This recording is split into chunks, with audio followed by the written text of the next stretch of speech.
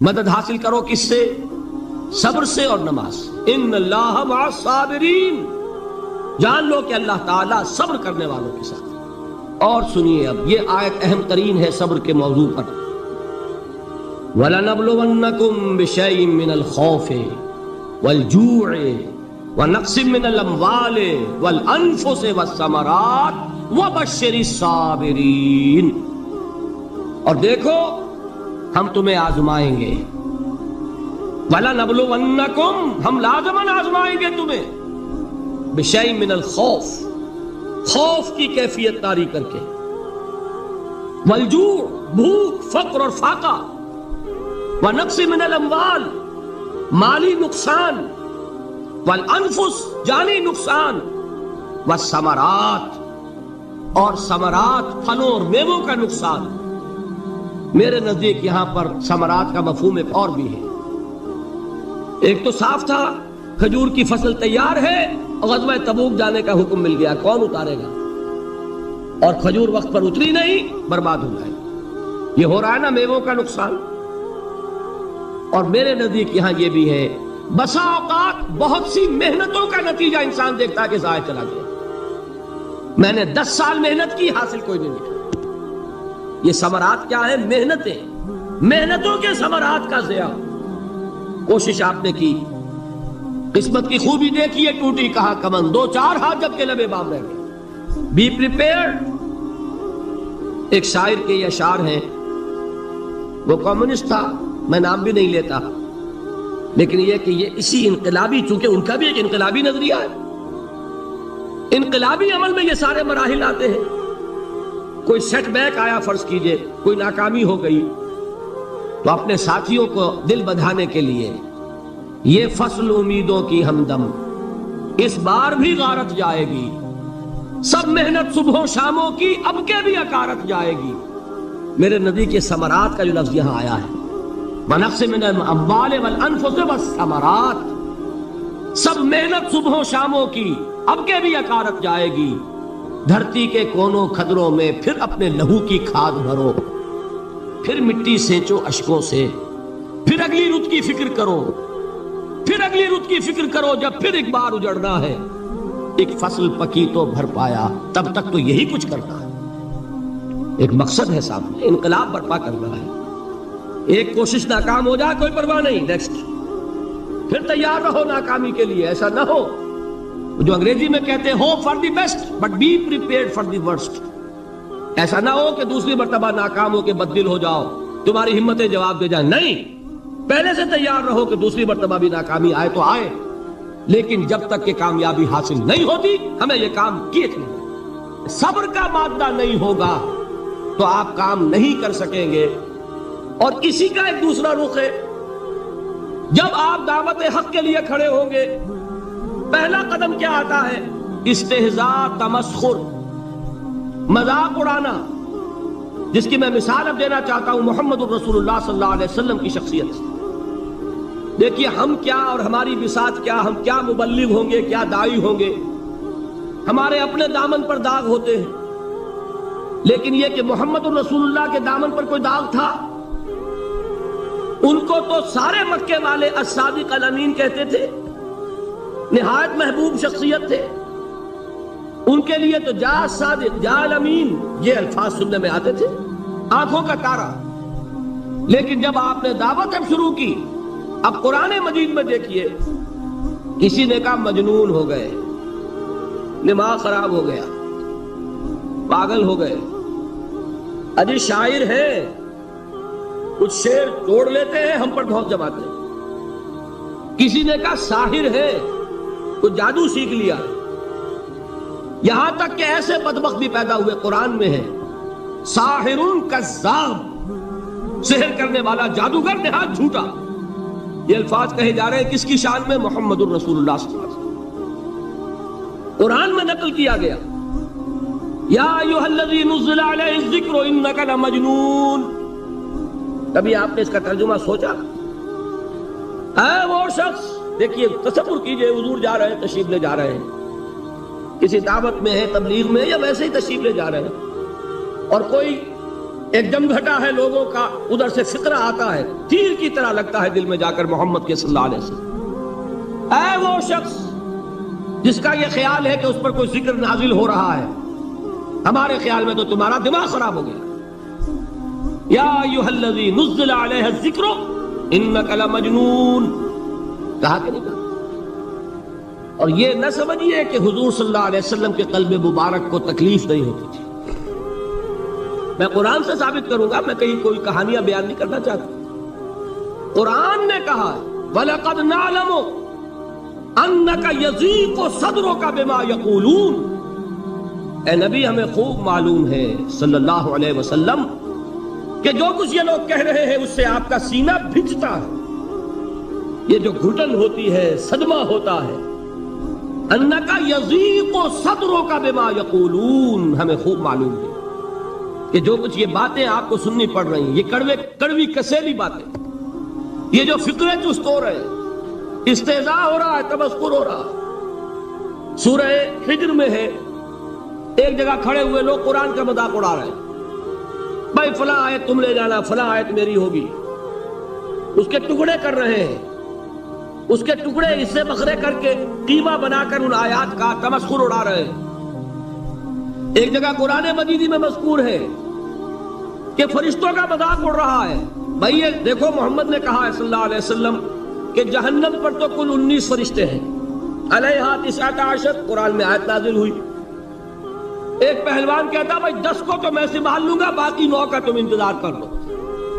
یہ باتیں آ رہی ہیں حضور کے کانوں، کلام الہی کے ساتھ کیا سلوک ہو رہا ہے، مجھ پر کیا فکرے چست کیے جا رہے ہیں، مجھ پر جس طریقے سے استہزاء اور تمسخر کا رویہ اختیار کیا گیا ہے، دل بھج رہا ہے، دل میں صدمہ ہے۔ دیکھیے سورہ نون ہے، اور میرے نزدیک یہ دوسری وحی ہے جو حضور پر نازل ہوئی ہے، اس کی ابتدائی آیات، نون والقلم وما یسطرون ما انت بنعمت ربک بمجنون وان لک لاجرا غیر ممنون وانک لعلی خلق عظیم فَسَتُبْصِرُ وَيُبْصِرُونَ بِأَيِّكُمُ الْمَفْتُونُ إِنَّ رَبَّكَ هُوَ يَعْلَمُ بِمَنْ ضَلَّ عَنْ سَبِيلِهِ وَهُوَ أَعْلَمُ بِالْمُهْتَدِينَ۔ نون قسم ہے قلم کی اور جو کچھ یہ لکھتے ہیں۔ اے نبی آپ اپنے رب کی نعمت سے مجنون نہیں ہیں۔ یہ کیوں کہا جا رہا ہے؟ حضور کو جو صدمہ پہنچا ہے وہی نازل ہوئی ہے دل جوئی کے لیے، تسلی کے لیے۔ آپ کیوں برا منا رہے ہیں؟ اے نبی آپ کیوں صدمہ اور رنج اور اندوہ محسوس کر رہے ہیں؟ ان بدبختوں کے کہنے سے کوئی آپ مجنون ہو جائیں گے؟ مانتا بنعمت ربک بمجنون وَإِنَّ لَكَ لَأَجْرًا غَيْرَ مَمْنُونَ، آپ کو جو یہ صبر کرنا پڑ رہا ہے، آپ کو جو یہ جھیلنا پڑ رہا ہے، اس کی وجہ سے آپ کو وہ اجر ملے گا جس کا سلسلہ کبھی منقطع نہیں ہوگا۔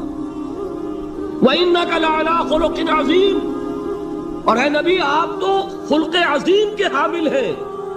آپ کا اخلاق، آپ کا کردار، آپ کی سیرت، آپ کی شخصیت میں طہارت، نفاست، پاکیزگی، آج تک دنیا نے کوئی پاگل، کوئی مجنون ایسا بھی دیکھا؟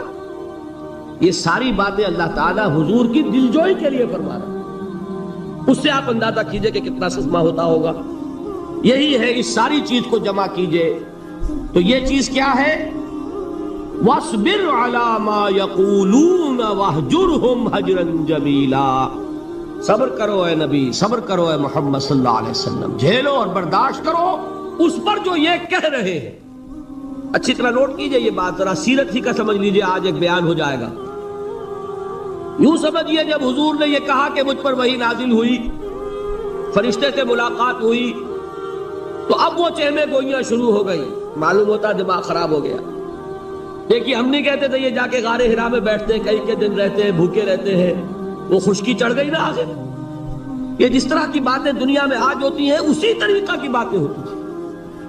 عتبہ ابن ربیعہ ایک مرتبہ آتا ہے، چونکہ قریش کے بڑے لوگوں میں سے تھا، تو قریب آ کر بڑی اپنائیت کے ساتھ، بڑی شفقت کے ساتھ، بڑے بزرگانہ انداز میں کہتا ہے بھتیجے، حضور سے، بھتیجے اگر واقعی کسی بدروح کا سایہ ہو گیا ہے تم پر، وہ آسیب آ گیا ہے تو مجھے بتا دو، میرے بہت سے عاملوں سے تعلقات ہیں، میں کسی کو بلا کر یہ تمہاری بدروح دور کر دوں گا۔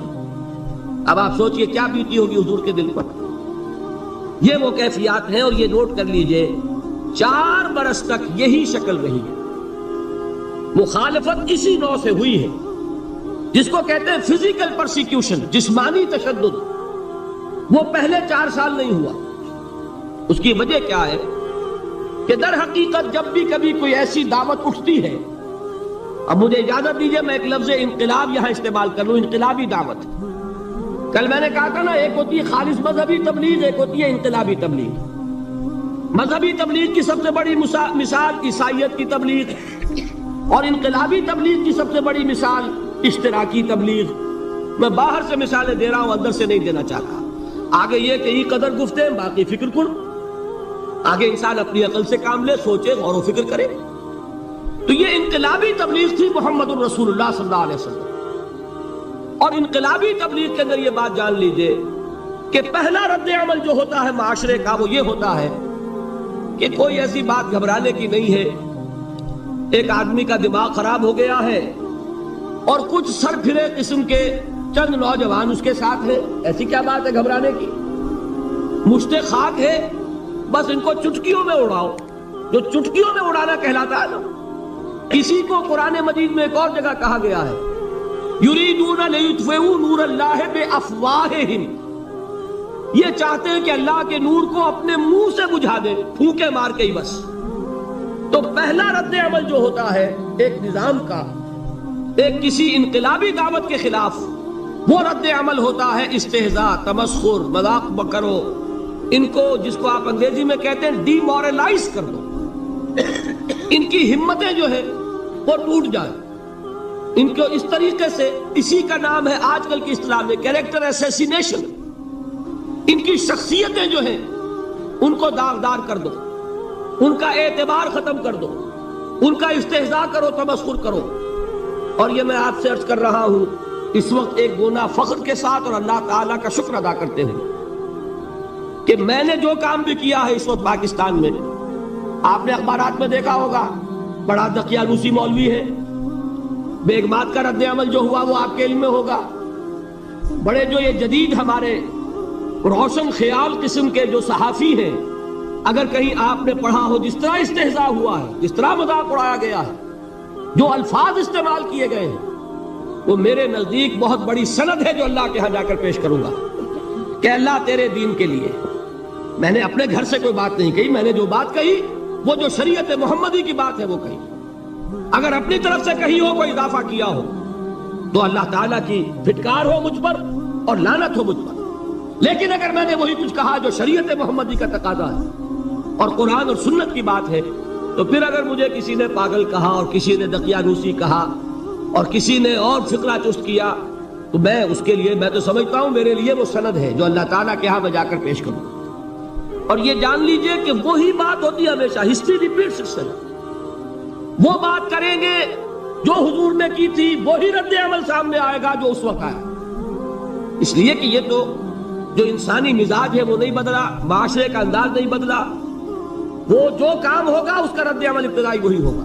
اور اس میں در حقیقت امتحان ہوتا ہے صبر کا. کیا دل شکستہ ہو کر بیٹھ رہے گا انسان؟ ہمت جواب دے جائے گی، کمر ٹوٹ جائے گی، قوت ارادی اور عزیمت جو ہے مزمحل ہو جائے گی، پھونکوں سے چراغ بجھ جائے گا. یہ جو میں نے آیت آپ کو سنائی تھی اس کا بڑی خوبصورت کے ساتھ ترجمہ کیا ہے مولانا ظفر علی خان نے کہ نور خدا ہے کفر کی حرکت پہ خندہ زن، پھونکوں سے یہ چراغ بجھایا نہ جائے گا. یریدون لیطفئوا نور اللہ بافواہہم واللہ متم نورہ ولو کرہ الکافرون. یہ چاہتے ہیں کہ اپنے منہ کی پھونکوں سے اللہ کے نور کو بجھا دیں، حالانکہ اللہ تعالیٰ تو اپنے نور کا اتمام فرما کر رہے گا، خواہ ان کافروں کو کتنا ہی ناگوار ہو. اس کی ترجمانی ہے نور خدا ہے کفر کی حرکت پہ خندہ زن، پھونکوں سے یہ چراغ بجھایا نہ جائے. بہرحال اس مرحلے پر میں نے آپ کو 2 صبر بتائے. صبر کس چیز سے؟ اپنا کیریئر دنیاوی جو بھی آپ حاصل کر سکتے تھے. ذہین آدمی ذہانت لگائے گا تو دین کی دعوت دے گا ایٹ دی انٹلیکچوئل لیول. اور یہ بات جان لیجئے کہ یہ چیز دنیا میں کسی کمائی کا ذریعہ نہیں بن سکتی. اسے قربانی دینی پڑے گی کیریئر کی، اپنے مفادات کی، تب کام کر سکے گا۔ عام آدمی وقت لگائے گا، صلاحیتیں صرف کرے گا، اپنی وہی اس وقت سے اور توانائی سے پیسہ بنا سکتا تھا۔ آج کل تو آپ کو معلوم ہے کہ بڑی سادی ہو گئی ہے یہ حساب کتاب کی بات، بہت سادہ۔ ایک انسکلڈ لیبرر کا 1 گھنٹہ برابر ہے اتنے روپے کے، ایک سکلڈ لیبرر کا 1 گھنٹہ برابر ہے اتنے روپے کے۔ آپ تو ہر چیز کاؤنٹ کر سکتے ہیں، میئر کر سکتے ہیں۔ جو شخص 1 گھنٹہ لگا رہا ہے اس نے کوئی پیسہ خرچ کیا ہے نا، اسی وقت کو لگا کر وہ پیسہ بنا تھا، اسی ذہانت اور صلاحیت سے وہ کوئی کمائی کرتا، ادھر لگایا۔ تو وہ جو کمی ہو رہی ہے اس کو برداشت کرنا، اس کو جھیلنا اور خوش دلی سے برداشت کرنا، یہ سمجھنا کہ در حقیقت یہ سب کچھ کیا ہے کہ اللہ تعالیٰ کے ہاں اس کا جو ثواب ملے گا۔ یہ صبر کا ایک رخ، اور استہزاء ہو، تمسخر ہو، مذاق اڑے، فقرے چست ہو، دقیانوسی کہا جائے، ریئیکشنری کہا جائے، یہ بڑے ریئیکشنری ہیں، یہ بڑے پچھلے زمانے کے لوگ ہیں، اگلے وقتوں کے ہیں یہ لوگ، انہیں کچھ نہ کہو۔ جو کہا جائے سنو، وَاصْبِرْ عَلَى مَا يَقُولُونَ وَاهْجُرْهُمْ هَجْرًا جَمِيلًا، اور صبر کیجئے محمد صلی اللہ علیہ وسلم۔ دیکھیے کوئی پہلو ایسا نہیں ہے جس میں ہمیں ہدایت قرآن مجید سے اور سیرت محمد صلی اللہ علیہ وسلم سے ملنا جائے۔ اگر اللہ تعالیٰ مقام دعوت پر فائز ہونے کی توفیق عطا فرما دے تو جو مرحلے پیش آئیں گے وہ آپ کو نظر آ جائیں گے سیرت محمدی میں صلی اللہ علیہ وسلم، اور اس وقت حضور سے جو کہا گیا اس سے آپ کے دل پر بھی، اس کے زخمی جو آپ کا دل ہے، آپ کے احساسات ہیں، اس پر مرہم رکھا جائے گا۔ وَلَقَدْ نَعْلَمُ أَنَّكَ يَضِيقُ صَدْرُكَ بِمَا يَقُولُونَ، ہمیں خوب معلوم ہے کہ جو کچھ آج تمہیں سننا پڑ رہا ہے اس سے تمہارا سینہ بھجتا ہے، تمہیں رنج اور صدمہ ہوتا ہے، لیکن وَاصْبِرْ عَلَى مَا يَقُولُونَ، جو کچھ یہ کہہ رہے ہیں اس پر صبر کیجئے، اس کو جھیلیے اور برداشت کی عادت پڑے گی۔ پھر معاشرے کی درستی کے لیے ضروری ہے کہ بدلاؤ۔ ایک تھپڑ اس نے لگایا ہے تو تھپڑ اس کے لگے تو اس کے بھی 14 طبق روشن ہو، تاکہ کسی اور کو تھپڑ مارنے کی جرت اس میں نہ ہو۔ یہ صحیح ہے کہ معاشرے کی درستی اسی میں، لیکن جو دعوت کا معاملہ ہے بالکل جدا ہے، اس کے قانون اور ہیں۔ حضرت مسیح کے الفاظ کیا تھے یا نہیں، بہرحال انجیل میں یہ ہے، اور میں جو بات عرض کر رہا ہوں وہ یہ ہے کہ وہ بالکل صحیح ہے۔ مقام دعوت کے دوران یہی طرز عمل صحیح ہے، اور یہی طرز عمل محمد رسول اللہ نے صلی اللہ علیہ وسلم اپنے ساتھیوں کو تلقین فرمایا۔ وہ کیا ہے؟ وہ الفاظ جو ہے انجیل کے وہ یہ ہے کہ اگر کوئی تمہارے داہنے گال پر تھپڑ مارے بایاں بھی پیش کر دو۔ اگر کوئی تمہارا چغا لینا چاہے نالش کر کے تو تم اس کو کرتا بھی اتار کے دے دو۔ اگر کوئی تمہیں بیگار میں 1 کوس لے کے جانا چاہے تم 2 کوس اس کے ساتھ جاؤ۔ اس پر کہا گیا کہ یہ بڑی غیر فطری تعلیم ہے، یقیناً قانون کے اعتبار سے غیر فطری ہے، دعوت کے اعتبار سے یہ لازمی ہے۔ یہی دعوت کا یہی قانون ہے جو 12 برس تک مکے میں محمد رسول اللہ نے نافذ کیا۔ صحابہ کو کیا حکم تھا؟ تمہیں کتنا ہی مارا جائے تم جواب میں کوئی کارروائی نہیں کر سکتے۔ نو ریزسٹنس، نو ریٹیلیشن۔ ریزسٹنس تو ہے، پیسو ریزسٹنس۔ ریزسٹنس کیا ہے؟ کہ پیچھے مت ہٹنا۔ وہ سارا دباؤ کیوں دے رہے تھے کہ تم اپنا تعلق منقطع کرو محمد سے صلی اللہ علیہ وسلم، تم توحید کو چھوڑو، اپنے آبائی دین میں آؤ۔ اسی کے لیے پریشرائز کر رہے تھے نا۔ حضرت بلال کو مار رہا ہے امیہ ابن خلف، حضرت خباب بن الارت رضی اللہ تعالیٰ عنہ کو دہکتے ہوئے انگارے زمین میں بچھا کر اور اس کے اوپر ننگی پیٹھ لٹا دیا گیا۔ آپ ذرا تصور کیجئے، ایک شخص دیکھ رہا ہے کہ دہکتے ہوئے انگارے بچھائے جا رہے ہیں، یہ میرے لیے تیار کیے جا رہے ہیں، اور پھر حکم دیا جاتا ہے کرتا اتار دو، کرتا اتار دیتا ہے، لیٹ جاؤ، لیٹ جاتا ہے۔ کیوں؟ بڑی غیر فطری بات ہے یہ تو۔ اسے ہاتھ پاؤں مارنے چاہیے۔ ایک آدمی ڈیسپریٹ ہو جائے تو آپ کو معلوم ہے اس کے اندر طاقت بہت آ جاتی ہے۔ اسے نظر آ رہا ہو کہ مجھے تو بھون دیں گے، کباب بنا دیں گے، تو اگر اسے اجازت ہو 2-4 کو مار کر مرے گا۔ اجازت نہیں، محمد نے ہاتھ باندھ دیے صلی اللہ علیہ وسلم، تمہیں اجازت نہیں ہاتھ اٹھانے کی۔ یہ بعد میں سورہ نساء میں یہ الفاظ نازل ہوئے کہ مسلمانوں ایک زمانہ یہ تھا کہ تمہیں حکم تھا کفو ایدیکم، اپنے ہاتھ بندے رکھو. You are not allowed to retaliate. ڈٹے رہو، جمے رہو، کھڑے رہو، صبر کرو، جھیلو، برداشت کرو، پیچھے نہ ہٹنا. نہ محمد کے دامن کو چھوڑنا صلی اللہ علیہ وسلم، نہ توحید کا دامن چھوڑنا، لیکن ہاتھ اٹھانے کی اجازت. بتائیے کہاں گیا قانون؟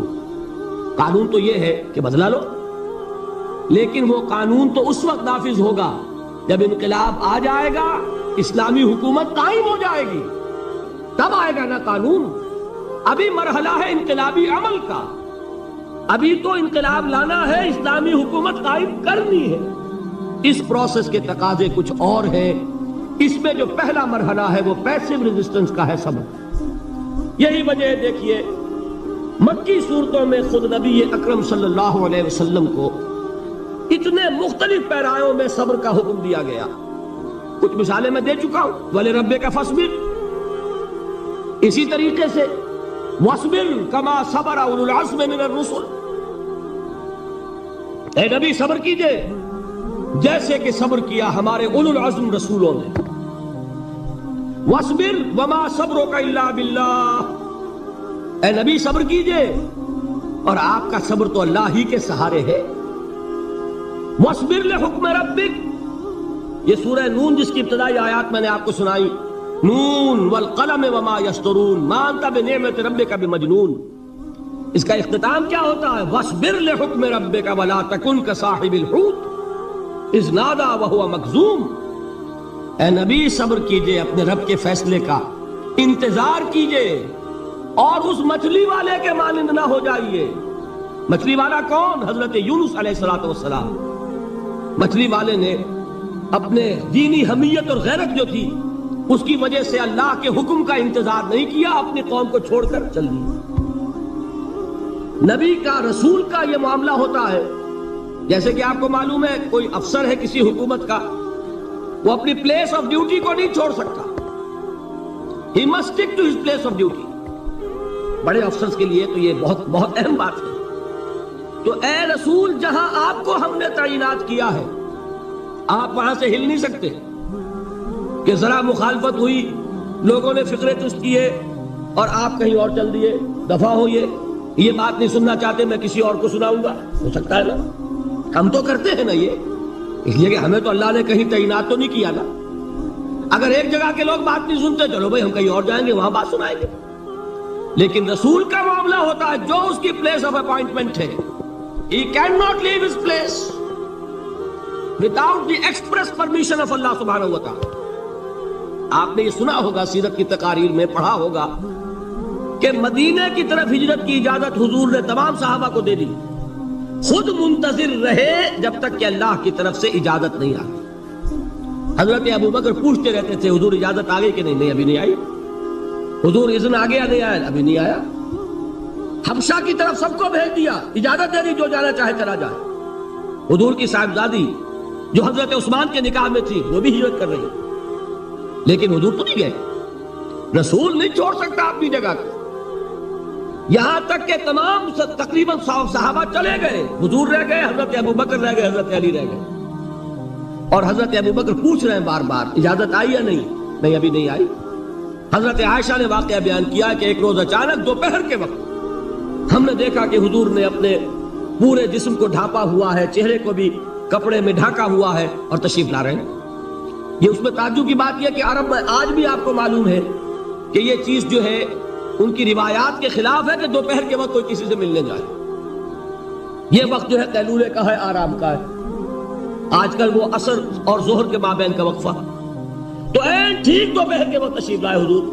آپ نے آ کے حضرت ابو بکر سے فرمایا کہ اجازت آ گئی ہے. اس میں ایک قصہ تھوڑا سا اور بتا دوں، بہت دلچسپ ہے اور بہت ہمارے لیے سبق آموز ہے. حضرت ابو بکر نے بہت خوش ہو کر ایک بات کہی، حضور میں نے 2 اونٹنیاں تیار کی ہوئی ہیں. یعنی اب آپ وہ تو سوچتے تھے نا شاباش ملے گی کہ میں نے تیاری کی ہوئی ہے. میں نے 2 اونٹنیوں کو خوب کھلا پلا کے فربا کیا ہوا ہے، بڑی توانا ہے تاکہ ہم تیزی کے ساتھ سفر کر سکیں. حضور نے توقف کیا، فرمایا ہاں ٹھیک ہے ایک اونٹنی میں استعمال کروں گا لیکن میں اس کی قیمت ادا کروں گا۔ حضرت ابو بکر کی آنکھوں میں آنسو آ گئے، روتے ہوئے کہا حضور مجھ سے یہ مغایرت، کیا یہ جان اور مال کسی اور کے لیے ہے؟ آپ مجھ سے بھی کہہ رہے ہیں میری اونٹنی جو ہے وہ بھی بلا معاوضہ آپ قبول نہیں فرما رہے۔ یہ ہے محمد الرسول اللہ کی غیرت اور حمیت کا وقت۔ ہمارا معاملہ جو ہے دین کی دعوت و تبلیغ کے اعتبار سے بالکل کچھ مختلف بنا ہوا ہے، اسی لیے وہ عزت نہیں، وہ وقار نہیں۔ یہاں یہ حال ہے کہ حضور کے خسر ہیں، جان نثار ہیں، یار غار ہیں، سب کچھ ہیں، لیکن وہاں بھی یہ معاملہ ہے کہ ٹھیک ہے اونٹنی کی میں قیمت ادا کروں۔ بہرحال میں جو عرض کر رہا تھا وہ یہ ہے کہ چونکہ رسول کو اجازت نہیں تو فرمایا گیا وَاصْبِرْ لِحُکْمِ رَبِّكَ وَلَا تَكُنْ كَصَاحِبِ الْحُوتِ۔ دیکھنا وہ جو یونس علیہ السلام جو انہوں نے کیا تھا، اجازت آئے بغیر وہ اپنی قوم کو چھوڑ کر کسی اور وجہ سے نہیں گئے تھے دین کی حمیت اور غیرت کی وجہ سے۔ یہ بدبخت بات سننے کو تیار نہیں ہے تو دفع ہو، میں کہیں اور جا کر اللہ کی بات کہیں سناؤں گا، لیکن اجازت کے بغیر نہیں جا سکتے۔ یہی وجہ ہے کہ پکڑ ہوئی، گرفت ہوئی اور مچھلی کے پیٹ میں رہے، وہاں وہ لا الہ الا انت سبحانک انی کنت من الظالمین، اور وہاں سے پھر اللہ تعالیٰ نے نجات دی، مچھلی نے انہیں اگل دیا ساحل کے اوپر۔ یہ ایک لمبی بات ہے۔ تو یہاں حضور سے کیا کہا گیا؟ صبر کی۔ اب دیکھیے ایک بات عجیب ہے، یہ ربط اپنے ذہن میں رکھیے، اللہ تو صبر کی تلقین کر رہا ہے اپنے رسول کو، اور رسول یہی تلقین کر رہے ہیں اپنے صحابہ کو، صبر کرو، جھیلو، برداشت کرو، ہاتھ مت اٹھانا، کوئی جوابی کارروائی نہیں ہوگی، بلکہ اپنے اوپر جھیلو جو کچھ جھیلنا ہے، ڈٹے رہو، پیچھے مت ہٹنا، یہ صبر ہے، لیکن ہاتھ اٹھانے کی اجازت نہیں۔ چنانچہ اب ذرا چشم تصور سے دیکھیے، ابو جہل اس نے جو بدترین روش اختیار کی، وہ ایک خاندان تھا حضرت یاسر، ان کی اہلیہ حضرت سمیہ، اور ان کے فرزند حضرت عمار رضی اللہ تعالی عنہم۔ یہ غلام نہیں تھے، حضرت سمیہ تو کنیز تھیں، لیکن یاسر غلام نہیں تھے۔ ان کی کہانی یہ ہے، واقعہ یہ ہے کہ یہ بہت نیک آدمی تھے یاسر، یمن کے باشندے۔ انہیں کو خواب میں بشارت ہوئی کہ نبی کا ظہور ہونے والا ہے مکے میں، جاؤ شاید ان کے قدموں تک پہنچ جاؤ۔ جیسے حضرت سلمان فارسی کی بات میں نے آپ کو بتائی، وہ تو خواب کی بشارت نہیں تھی، وہ ان کے غور و فکر کا معاملہ تھا۔ انہوں نے وہ جو آگ کی پوجا پاٹ ہے اس کو چھوڑا اور سفر کیا، اور پھر انہیں خبر دی ایک راہب نے کہ کھجوروں کی سرزمین میں آخری نبی کا ظہور ہونے والا ہے، جاؤ شاید قسمت یابی کرے۔ انہیں خواب آیا تھا، یہ یمن سے ترک وطن کر کے مکے آ گئے۔ ابو جہل کا ایک چچا تھا، بہت شریف النفس انسان، اس کے ساتھ معاہدہ کیا حلیف بن کر، اور وہ مکے میں رہنے لگے۔ اس لیے کہ یہ نوٹ کر لیجئے، مکہ اس وقت ایک قبیلے کا شہر تھا، صرف قریش، یا قرشی رہ سکتا تھا وہاں یا قرشی کا حلیف۔ اگر کسی کے ساتھ اس کی، جیسے آپ کو معلوم ہے یہاں کاروبار وغیرہ کرنے میں سعودی عرب میں شراکت جو ہے وہ کسی لوکل سعودی کے ساتھ ہوگی تو آپ کر سکتے، وہ کفیل ہے، ورنہ آپ کچھ نہیں کر سکتے۔ اسی طرح کی بات وہاں تھی کہ اگر تو کسی قرشی نے آپ کو امان دی ہوئی ہے تو آپ رہ سکتے ہیں مکے میں، ورنہ نہیں۔ یا تیسرے قرشی کا غلام تو ملکیت ہی ہے اس کی، جیسے بھیڑ بکری ہے کسی قرشی کی، اسی طرح اس کے غلام ہے۔ یہ تین کیٹیگریز تھی انسانوں کی مکے میں۔ اسی کو نوٹ کیجئے کہ جو بیچارے غلام تھے وہ سب سے زیادہ ستائے گئے، اس لیے کہ غلاموں کے تو حقوق ہی کوئی نہیں تھے۔ ان کو تو اگر کوئی شخص اپنے غلام کو ذبح کر دیتا تھا تو بھی کوئی پوچھنے والا نہیں۔ بالکل ایسے ہی ہے نا، آپ کی بکری آپ نے ذبح کی، گوشت کھا لیا، کوئی آپ سے کوئی پوچھ سکتا؟ جب ملکیت ہے، آپ کی بکری آپ کی تھی، آپ نے ذبح کر دی۔ غلام آپ کی ملکیت تھا، آپ نے ختم کر دیا، کوئی اس میں جرم نہیں، کوئی باس پرس نہیں۔ یہ تھا حال غلاموں کا۔ بلال غلام تھے، ابو فقی غلام تھے، زنیرہ ایک کنیز تھی۔ ان کو جو ماریں پڑی ہیں اس کا آپ کو معلوم ہے، حضرت بلال کے ساتھ جو کچھ امیہ ابن خلف نے کیا، کہ جس طریقے سے کہ حیوانوں کی لاشیں جو ہے کھینچ کر گھسیٹ کر لے جائی جاتی ہیں، ان کی گردن میں رسی ڈال کر گھسیٹتے، اسی طریقے سے حضرت بلال کے گردن میں رسی ڈال کر ٹھیک دوپہر کے وقت مکے کی سنگلاخ گلیوں کے اندر گھسیٹا جاتا تھا۔ نیچے زمین جل رہی ہے توے کی طرح، اور ویسا بھی ہوتا تھا کہ چٹ لٹا دیا، اوپر سے وہ آگ مکے کا کہ سورج جو ہے ذرا نوٹ کیجئے، آگ برسا رہا ہے، نیچے زمین توے کی طرح جل رہی ہے، اور ایک بھاری سل بھی لا کر جو ہے سر پر رکھ دی، چھاتی پر رکھ دی گئی ہے کہ آواز نہیں نکل رہی، جھاگ نکل رہے منہ سے، لیکن اس حال میں بھی احد احد احد، ایک ایک اللہ، قل هو اللہ احد، الفاظ نکلے۔ یہ ہے وہ صبر، یہ ہے وہ صبر، صبر علی الابتلاء، صبر علی الایذاء، یہ ابتلاء اور ایذاء پر صبر ہے، جھیلو برداشت کرو، اس توحید پر قائم رہو، محمد کی رسالت کے اقرار کرتے رہو صلی اللہ علیہ وسلم، لیکن ہاتھ نہیں اٹھانا۔ اب میں آپ کو بتا رہا تھا یہ تو غلام تھے، یہ جو تھے یاسر، یہ حلیف تھے، غلام تو نہیں تھے نا۔ البتہ وہ ابو جہل کے چچا کی کنیز تھی یہ سمیہ، انہوں نے اجازت لے کر ان سے نکاح کر لیا، یہ تو کنیز رہیں گی۔ بیٹا جو ہوا وہ بھی ایک طرح سے جب کنیز زیادہ ہے تو غلام ہو گیا، عمار ابن یاسر۔ وہ جو شخص تھا بہت شریف النفس ابو جہل کا چچا، وہ مر گیا، اب ابو جہل جو ہے اس خاندان کا سربراہ ہے، لہذا یہ تینوں جو افراد ہیں وہ اس کے رحم و کرم پر ہیں۔ یاسر کو بھی پروٹیکشن اگر ہے تو ابو جہل کی ہے، ابو جہل جو چاہے کرے، اور سمیہ تو کنیز ہے ہی، اس کا تو کوئی حق ہے ہی نہیں، جو چاہے کرے، اور عمار ان دونوں کا بیٹا ہے، لہذا بدترین معاملہ کیا ابو جہل نے ان تین افراد کے ساتھ۔ حضرت سمیہ کے ساتھ جو کچھ کیا گیا ہے آپ اس کا تصور نہیں کر سکتے۔ بالآخر جو شہید کیا ہے حضرت سمیہ کو، ایذائیں دے دے کے، سسکا سسکا کے، ان کے جسم کے نازک حصوں کو جلا کے، داغ دے کر، کہتا کیا تھا، ایک دفعہ کہہ دو کہ میرا جو یہ بت ہے یہ بھی الہ ہے، مان لو میں چھوڑ دوں گا۔ تنگ آ گیا، کسی طریقے سے ایک دفعہ کہہ دو پھر میں چھوڑ دوں گا۔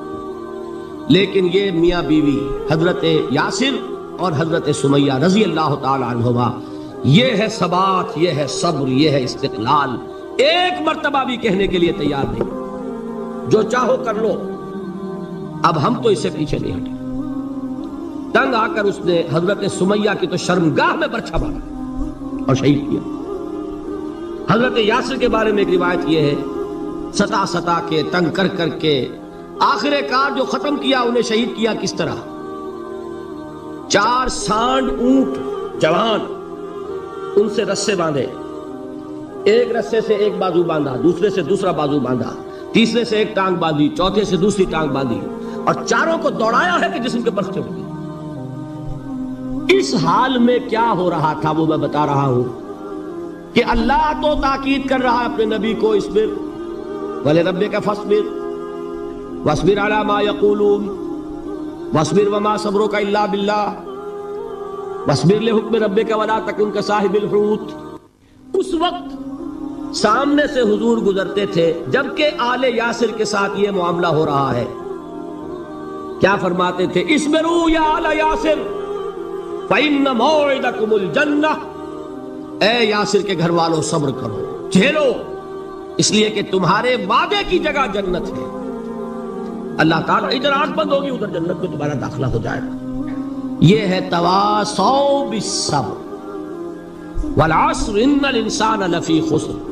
یہ تواصوا بالصبر پر کون عمل کر رہا ہے؟ محمد الرسول اللہ صلی اللہ علیہ وسلم۔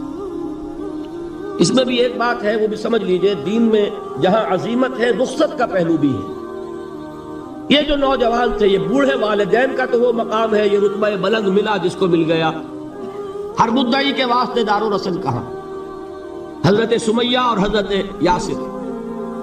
نوٹ کیجئے، میں ایک اعتبار سے کہا کرتا ہوں، سید الشہداء یہ بنے کہ نہیں بنے،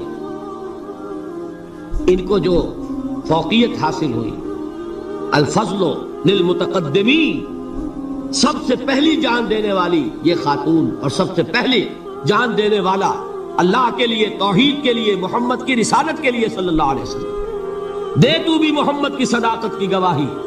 یہ صداقت کی گواہی دیتے ہوئے انہوں نے اپنی جانیں دے دی. لیکن جو نوجوان عمار ہے اس نے رخصت کی راہ اختیار کی. جھیلا نہیں گیا، برداشت نہیں ہو سکا. ایک مرتبہ کلمہ کفر زبان سے نکال دیا، ابو جہل نے چھوڑ دیا. لیکن اب پشیمانی طاری ہوئی ہے، میں کیا کر بیٹھا. اس کے بعد انہوں نے اپنے آپ کو ایک ستون سے باندھ لیا کہ حضور ہی آ کر مجھے اگر یہاں سے کھولیں گے تو میں کھلوں گا، ورنہ میں یہی اپنے آپ کو ہلاک کر دوں گا، مجھ سے کیا ہوگا.